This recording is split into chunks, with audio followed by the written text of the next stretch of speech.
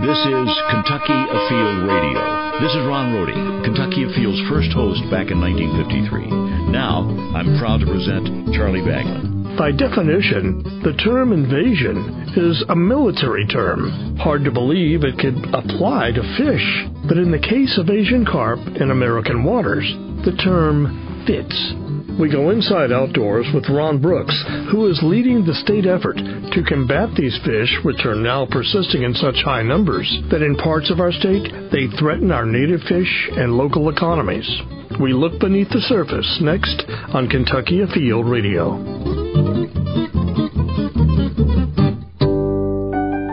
I didn't know when I woke up that morning that birds would stop singing or the sun would stop shining.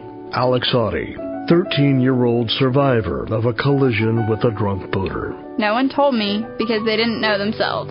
Blindsided, my legs were shattered, it broke my neck, I lost my leg, and I almost lost my life. Lake Harrington, Kentucky. It's illegal to drink in public, and Kentucky waterways are public. When we arrived on the location, there were still beer cans floating on the water. Contrary to popular belief, beer and boating don't go hand in hand. Her personal watercraft was in shambles, and the bass boat was flipped on its top. By all accounts, I shouldn't be here. But before that first scream or the care of the first responders, the first thing that saved my life was my life jacket. Life jackets. They're like little angels. They lift you up.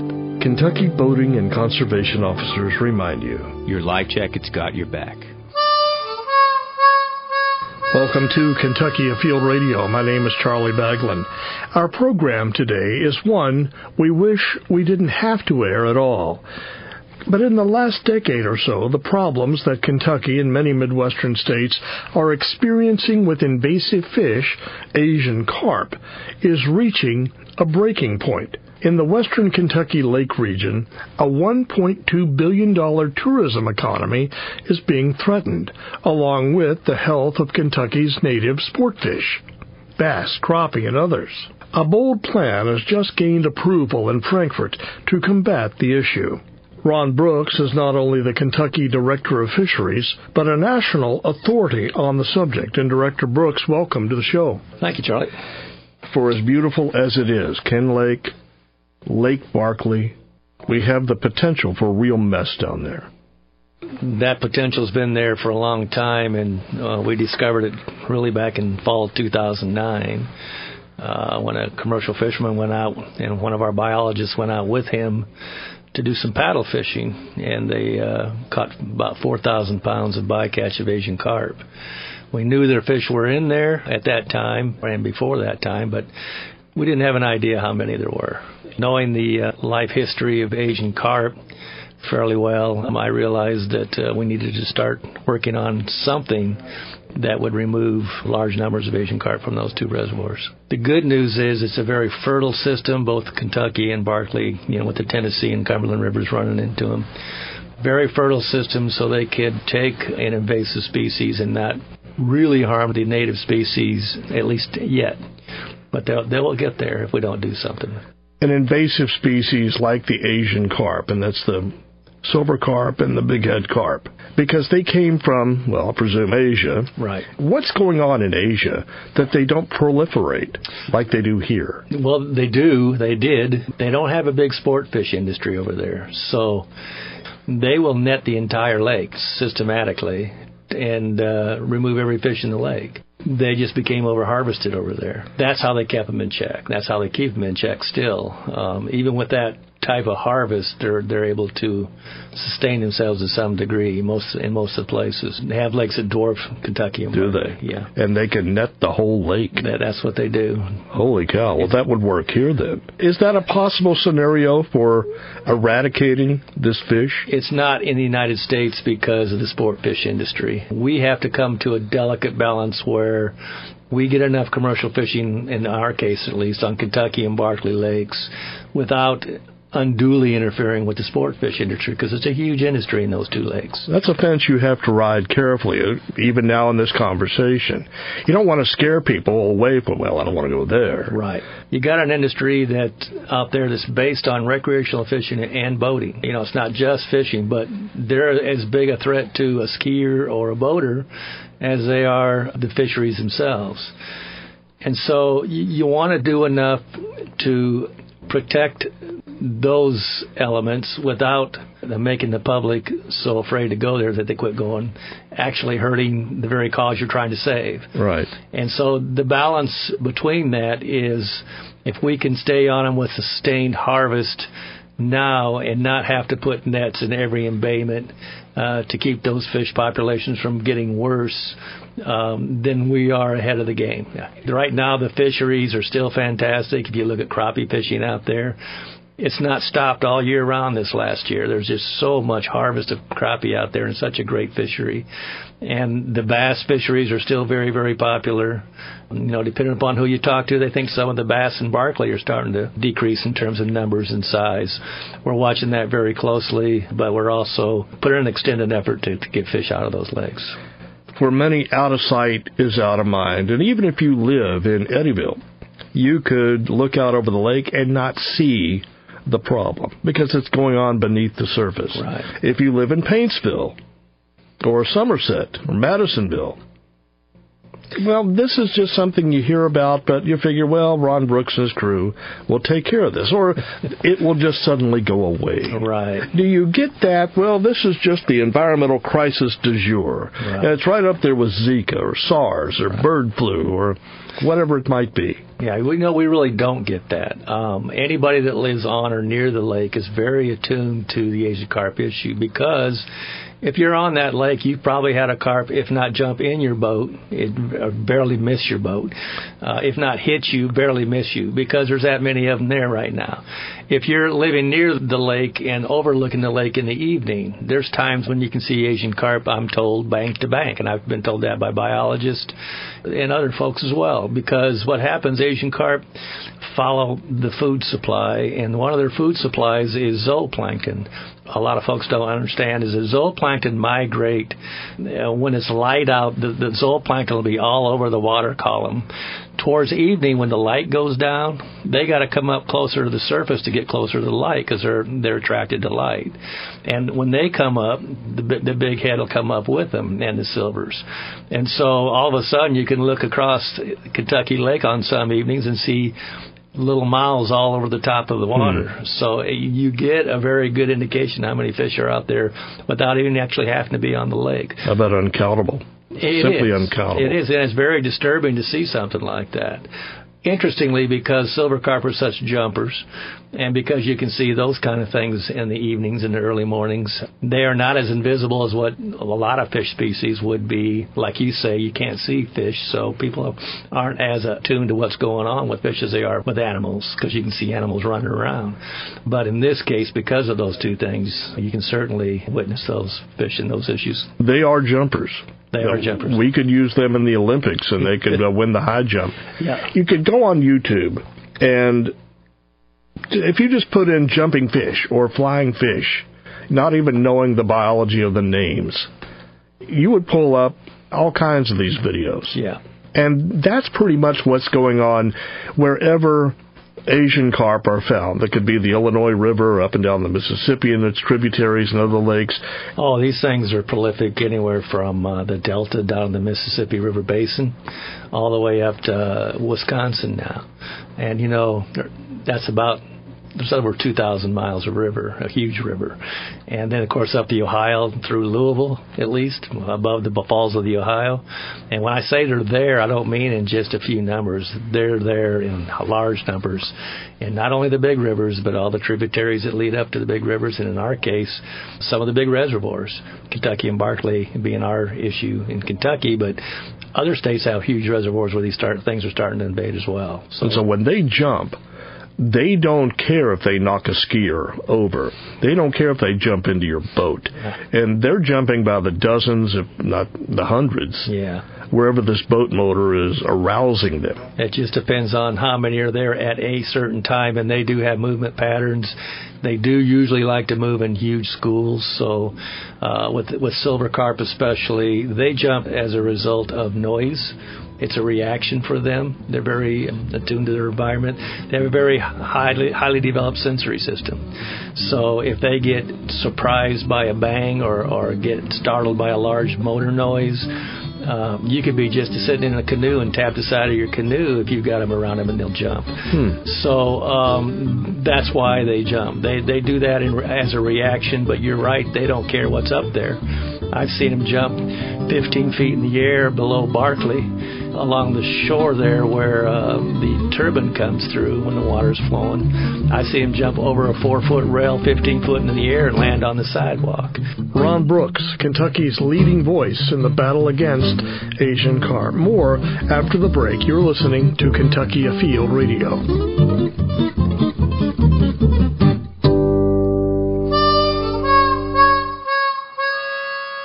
We're back on Kentucky Afield Radio. My name is Charlie Baglan. Ron Brooks, fisheries expert with the Kentucky Department of Fish and Wildlife. Let's put a size and weight to these things. Yeah. For somebody who doesn't know, how big, how heavy are they? Silver carp in the United States seem to get to about 70 pounds. The big head has been recorded over 106 pounds. I think one out of Missouri was 111 pounds. The silver carp are the ones that are going to be jumping more so than the big head? Yeah, the big head don't jump as much for whatever reason. So. But still, you have a 70-pound fish. Yeah, well, one half that size is going to do damage. Yeah. These things got a very hard skull. If you went out in a boat 10 times, you would see this activity twice or 8 times? Or it really depends on the time of year and where you're fishing, because these things move seasonally. It's not anywhere on the lake at any time of the day. Not necessarily. There's probably some carp all over the lake all the time, but where you usually see these things jumping in big numbers is when they're on some kind of migratory run or they're on some kind of routine feeding pattern. We haven't let those lakes get out of hand to the point to where, like they are in the Illinois River or in the Ohio River below the two lakes yet. And that's because there has been some harvest pressure on those lakes. But if we were to do nothing, we would have that situation. They're not like bass, they're not like crappie or bluegill in the way that they reproduce. They reproduce like rabbits. Yeah, it's not unusual for an Asian carp to have a million eggs. And the thing about them is when you look at our species, for the most part, except for maybe something like a bluegill, but most of our species spawn at a specific time of year, depending upon water temperatures and daylight time, the amount of daylight you have in a day. Asian carp can spawn 3 to 4 times a year, depending upon the water levels. Every time you get a big rain and the flow increases, that kind of signals to the Asian carp that it's time to run up some stream and try to see if we can get a spawn off. The advantage of Asian carp is not only the fact they're bigger with more eggs, but also that they have more opportunities to spawn throughout the year. Today we're talking, it is 2017. Give me a few benchmarks on how fishery biologists have been able to measure this growing menace. You know, early on, that is the way they were kind of monitored, by where are they now. When I got here in 2009, Asian carp were known to be in pretty large numbers below the Falls of the Ohio, but not very many above the Falls of the Ohio.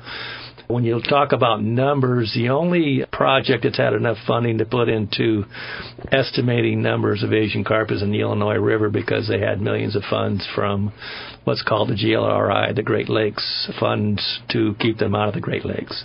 And so Illinois received a lot of funding to commercially contract people to fish them down their leading edge to keep them out of the Great Lakes, to put electrical barriers up, and to do a little bit of quantification in terms of how many Asian carp are in the Illinois River in areas where they're very, very prolific.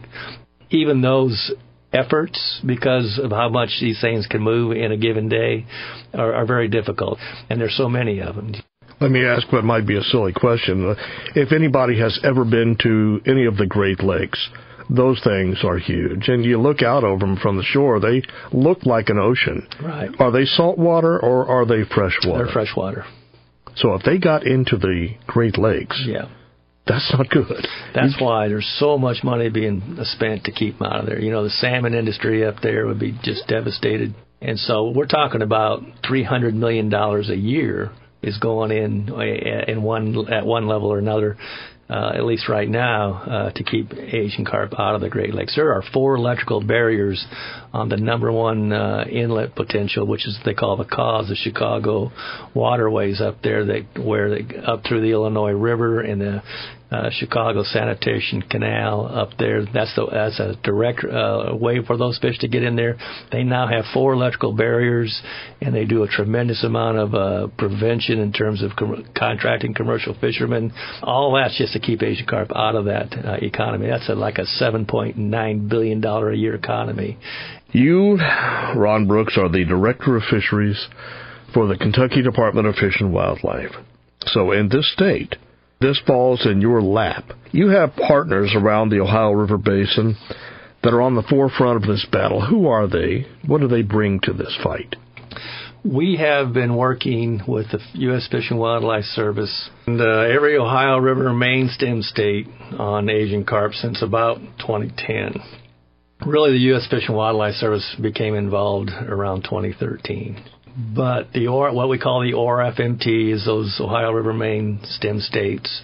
Their fisheries programs and ours have been working together to try to get some federal assistance with Asian carp on the Ohio River to try to keep them from expanding, like I talked about earlier. We've been successful in actually getting Congress to help us get funding for that, and during that time that we were talking with different congressional members, we were also talking with several different federal agencies. And so what's happened is we've been the first really multi-agency effort to get funding outside of the Great Lakes for Asian carp. And along with that was some effort from some upper Mississippi River states where they had some political clout up there, and they've been doing the same thing up there. The world needs to know that there are as big issues as the Great Lakes in the rest of the basin. The Mississippi River Basin makes up 40% of the United States, and nothing was being done with Asian carp at a federal level, at least, to help the states work on this problem. And so a lot of what we have been doing through an organization also called MICRA, which is the Mississippi Interstate Cooperative Resource Association, which is 28 fish and wildlife departments and fisheries programs throughout the Mississippi River Basin anyway, that really came together as a body to become a political force on this and get some recognition. There's an Asian Carp National Management Plan out there that was approved by the Aquatic Nuisance Species Task Force, which is a conglomerate of federal agencies and state agencies, a little bit as partners, to address aquatic nuisance species. Basically, they put together a national plan that was approved by what we call the NSTF in 2007. There's never been any funding for that plan. The Great Lakes project took parts of that plan and kind of structured it for what they needed to do in the Great Lakes. We took part of that plan to put together a project plan for Congress back in 2013. Upper Mississippi River Basin did the same. Mississippi, Tennessee, Missouri, Arkansas, Louisiana all have the same problems we do in terms of trying to also keep these things out of their big reservoirs. As these things go up these rivers like the Tennessee and Cumberland, they're going to affect reservoirs attached with those systems. And so a lot of states want to attack this problem to at least keep these things from spreading, if not doing what we're doing in Kentucky and Barkley Lake and trying to combat the numbers. And so a lot of what we're doing in Kentucky, and we have taken a leadership role on this, kudos to our last commissioner and this one. They've been very, very proactive in helping the fisheries program in reaching out and trying to get some funding to help not only Kentucky but the other states as well. So been doing a lot in that respect. What I'm hearing is sort of two things. You have individual states and individual fish and wildlife agencies out there doing what they can, and then collectively They're trying to have some power to get things done on a federal level. Right. Now, you and I have both been around government long enough to know that sometimes the wheels can turn a little slowly. Right. They'll want to form a committee and do a study and give it some thought. And is enough being done on that level to at least sort of thwart? Where is the real fight being waged? Is it with the individual states doing their own thing, or is it on this national collection of agencies? When you look at each state, unfortunately, a lot of states don't recognize the importance of Asian carp in terms of what they're going to be dealing with if they don't stop these things. Again, it's sort of out of sight, out of mind. And the fact they're in rivers mostly right now, and I'll tell you, a lot of these larger rivers, while they are recreationally important to some extent, they're not as important as some of these more used reservoirs out there.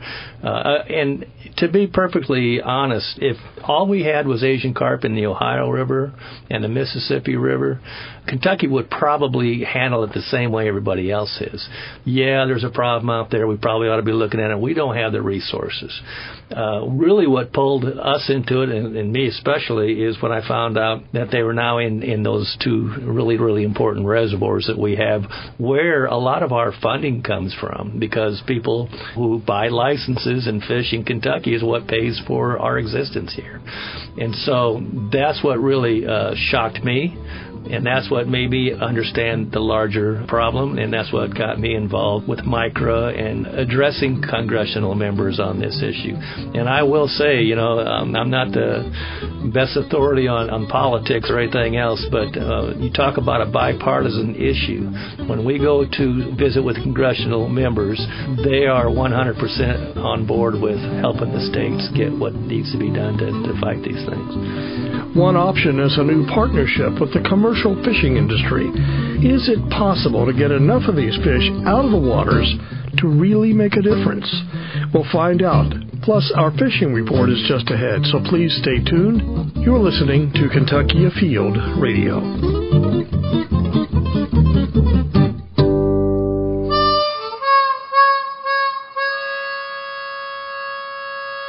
Back on Kentucky Afield Radio. If you would like to hear this show again or share it with a friend, share it on Facebook. The link is easily found. Just go to our Facebook page, put Kentucky Afield Radio in the search box. You can like us there and find our weekly links. We're also available on YouTube and as an iTunes podcast. Find us there. More with Director Ron Brooks after the break. First up, our fishing report.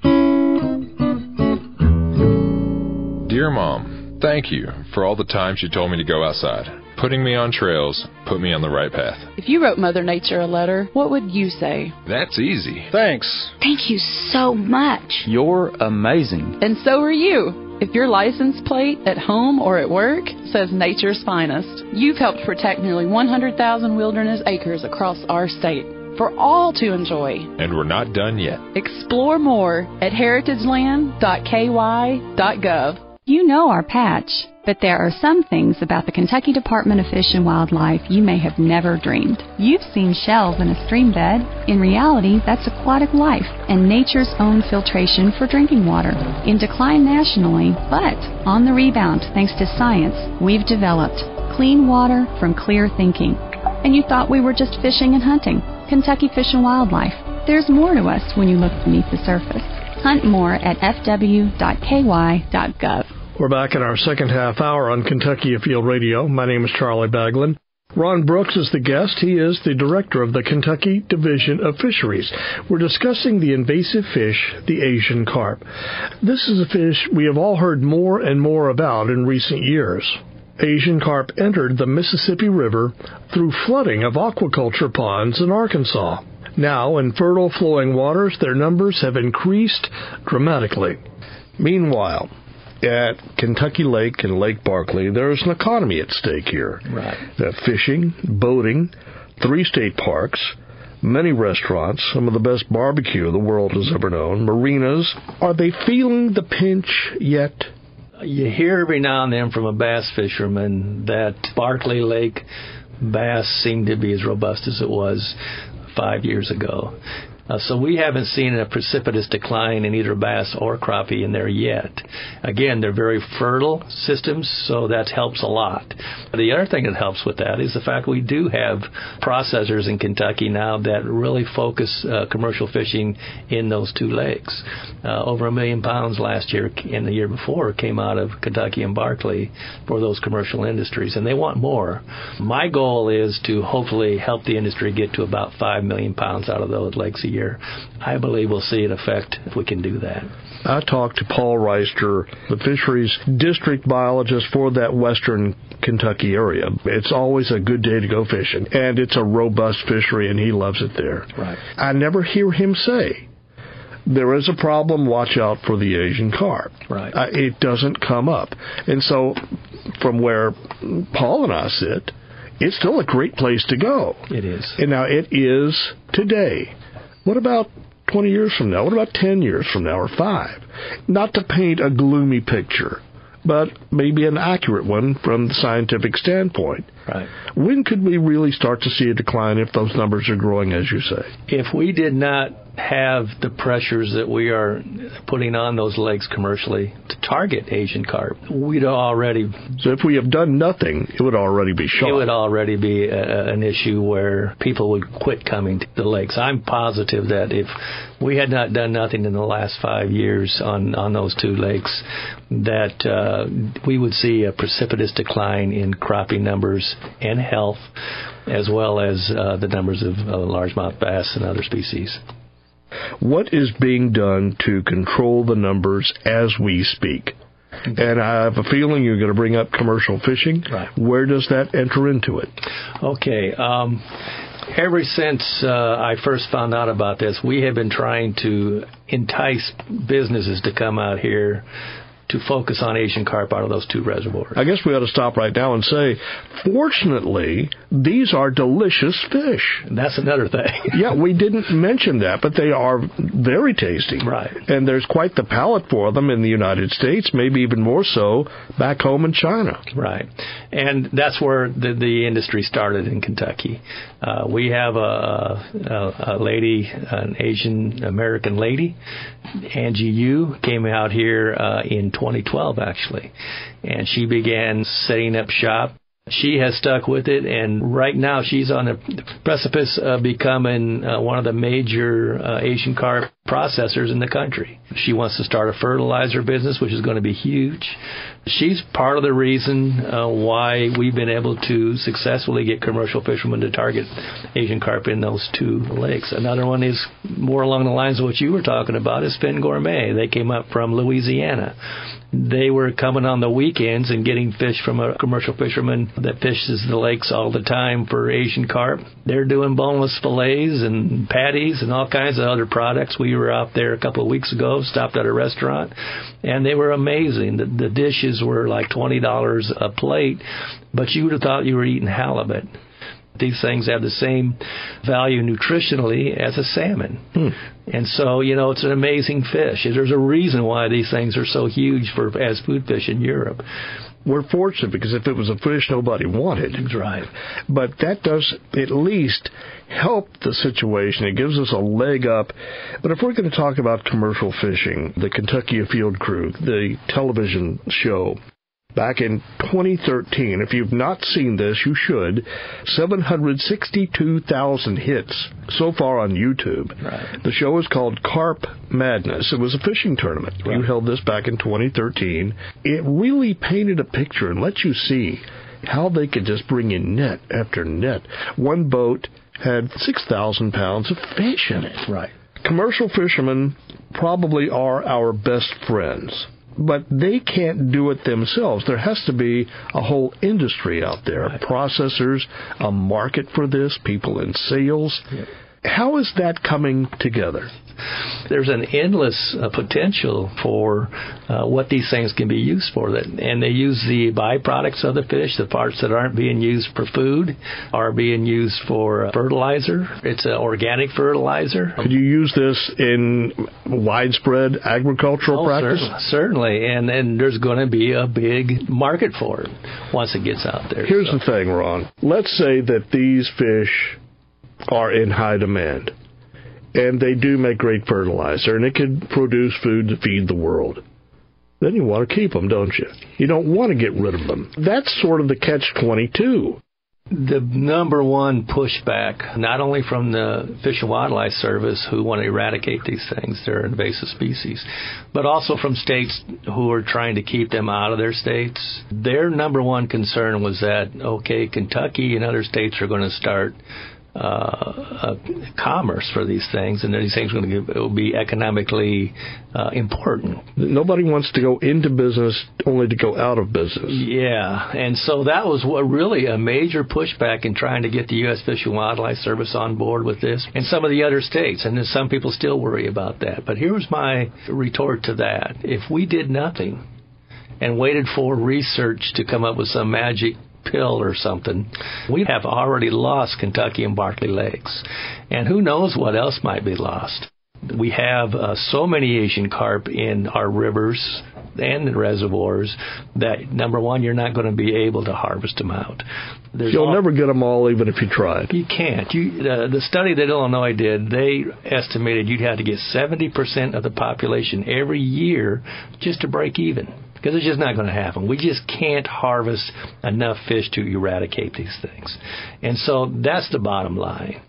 The commercial fishing industry is in place now on both of these lakes. Right. And today, how many pounds of these fish are being removed? I can safely say at least 1 million pounds a year going out of those things in the last 2 years. 1 million pounds a year? At least. Probably more. So I think if we got 5 million pounds out of the year, we would actually see those populations dwindle considerably.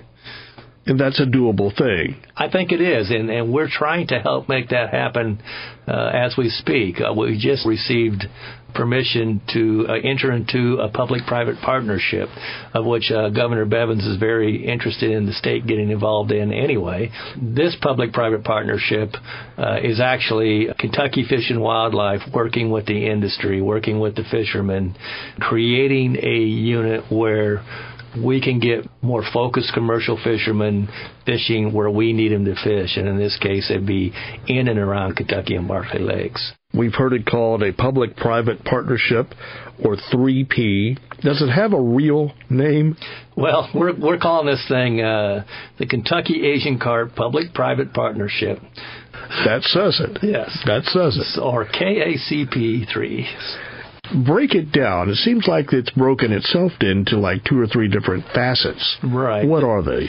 By creating what we called a fish warehouse or distribution unit, basically what we are doing, we're helping to facilitate a new partnership where this unit will train new fishermen, train veterans.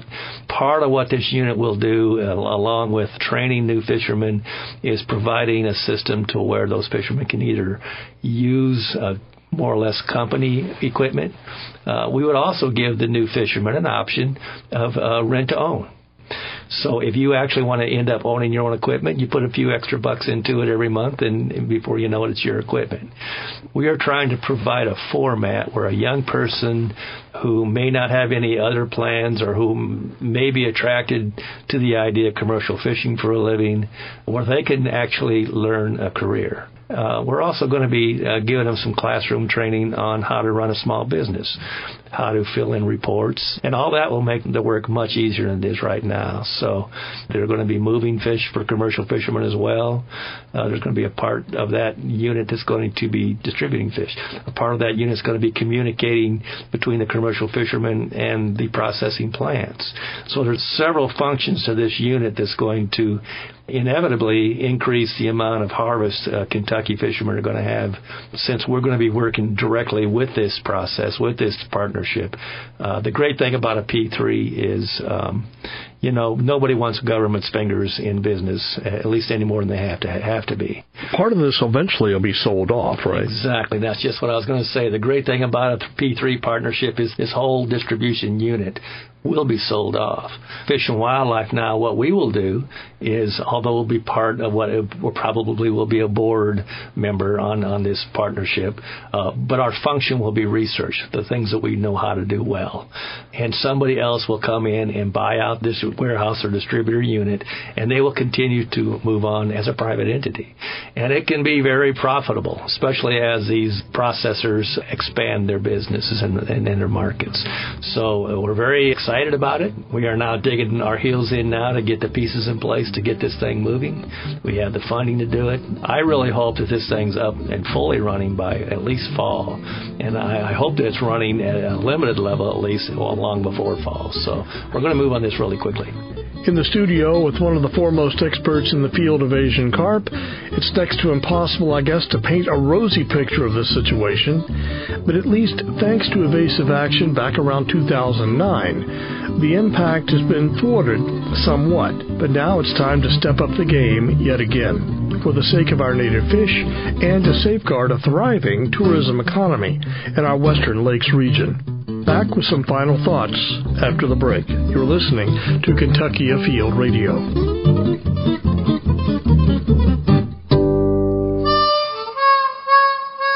We're back with our final few minutes with Ron Brooks on Kentucky Afield Radio. My name is Charlie Baglan.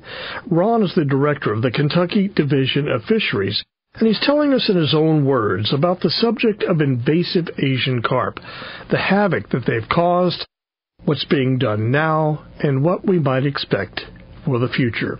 The Department of Fish and Wildlife, in case people don't know, isn't federal. It is a state agency, but it's not funded by state tax dollars. Right. The Department of Fish and Wildlife is funded through hunting and fishing licenses. Exactly. Is that enough? I mean, that has to be taxing on a budget where here you got this Asian carp issue to deal with, along with deer and turkey and conservation education and everything else that it does. Right. This program now is going to cost about $1.3 million to get started, but we're going to recoup that money because as this partnership goes, even before we sell that unit, we're going to be receiving funds for distributing fish. That's part of the warehouse. Once it starts moving about 60,000 pounds of fish a day, it will pay for itself. So it's not going to be a financial burden on this department in the long term. Plus, when we sell this unit, we will recoup whatever equipment we bought through initially anyway. Sounds like it's been thought through. Oh, yeah. We don't want to put a burden that this department cannot withstand. I mean, obviously, we try very hard to stay within very tight budgets in this department. So, Ron, is there any other revenue source out there available to help pay for this? We are currently asking for an increase in the boating registration fee. We haven't had an increase for well over a decade, and what we're trying to do is basically get our registration fees in line with other states at this time. It'll do two things. Those boating increases will not only allow us to meet our challenges going forward, but in terms of this public-private partnership, that initial boost that we will get will help us get through this first year for the partnership as well. I don't want to go so far as to say as the boating increase is only for Asian carp, because, you know, we have law officers, conservation officers we need to put on the water and in the woods. So it's going to obviously help for that too. Ron, in our remaining minutes, the Asian carp video, which is great for anybody to watch. Right. And I watched it yesterday. Yeah. And this was 2013, so we're a few years later. But normally a person's hair wouldn't gray as quickly. And you were in that, Ron, and this has to be a tremendous amount of stress. Yeah, it worries me. Since late 2009, early 2010, I probably spend 50% at least of my time on Asian carp, if not more. And for a big reason. Obviously, you're talking about gray hairs and loss of sleep. When I sit around thinking about the potential of these fish, and I've seen it happen in the Illinois River in a very short period of time when I was there, it's a major reason why I put so much effort into not only the commercial part of it in terms of trying to get folks wanting to come to Kentucky and help us with this issue, but also with the Ohio River part of it, because I empathize with states that are out there that are really worried about these things coming up into their states. What would worry me more is not doing anything. I'd have white hair instead of gray hair if we sat around and did nothing on this. So, yeah, it's been a lot of my time and the department's time, and I got to give kudos to the commissioner and deputy commissioner Waldrop and Bush, 100% backing on all the efforts that we put into this. And without their efforts, I can guarantee you we'd be doing nothing today. It's been truly a departmental-wide effort. It's actually been a multi-state effort. Been talking with other states about doing what Kentucky's doing, and they're all trying to figure out how to make that work. And I'm hoping this Kentucky Asian Carp Partnership will help them as well as help our issues too. So, yeah, a lot of my time, a lot of worry. But again, if we weren't doing anything, it'd be worse. You're a scientist, so you deal with measurement, not necessarily the hypotheticals. You want to know cause and effect. Let's talk, though, just for a minute about absurdities. Could we drain the lake and just take them? Maybe that's too far-fetched. But right. Probably some of the funniest things we've heard. We used to do town hall meetings for a couple of years there, and we'd have people come up to us with ideas. Deputy Commissioner Waldrop was talking to a person, and she came over and looked at me real serious and said, "Ron, I think you need to talk to this gentleman. I think he has the method that is going to save us with this Asian carp issue," and she walks away. I'm on the edge of my seat. So I'm looking at this gentleman, and he goes, "Well, all you got to do, Mr. Brooks, is put a tennis net in the middle of a boat and let it run around and let those Asian carp jump into that net and fall into the boat, and your worries are over." But isn't that similar to what they may have done in China? Well, in China they use these huge nets that they actually, it's almost like a big seine, and they just systematically seine. So not quite, no. Right now we're talking about Kentucky and Barkley, but as they move, and you say they're already at Louisville, where else could they spread in the state? They're in every tributary from the Ohio River above Louisville in Kentucky. So they could go down the Green River. Oh, they are in the Green River. Kentucky River. Yes. They could go all the way up to the Licking. Yeah. There are very few fish really above Markland and Meldau. That's one of the reasons we're so intently trying to keep them from going any further up where they can become reproductively established. This is a prime example of an invasive species. It may be worse than dandelions in your yard or starlings. If this were a plant, what would the Asian carp situation, would it be kudzu? Oh, yeah, it would be kudzu. If Asian carp were a disease, what would it be? A bad cold, or would it be cancer? It'd be cancer. It has the potential. We have pictures where these things have been trapped in backwater lakes when the rivers go down and stuff with other fish species where we know with those Asian carp will outcompete those species to the point of starvation. What's your next move? Right now we are squarely focused on this public-private partnership. Right now we are so focused on this partnership that I'd say the amount of time I'm spending on it now is more like 80% of my time. And until we get this partnership off the ground and get more fishermen on the water to where we know we're getting the industry the fish they need, and most of those fish are coming out of Kentucky and Barkley, our focus will stay on that. To find out more about the Asian Carp Public-Private Partnership, where can we look? The website is going to be one of our initial efforts to get that information to the public. Something worth Googling. Oh, yeah. It's a big task, and good luck. One place I'll direct you now to find out more on Asian carp is the Fish and Wildlife website, fw.ky.gov.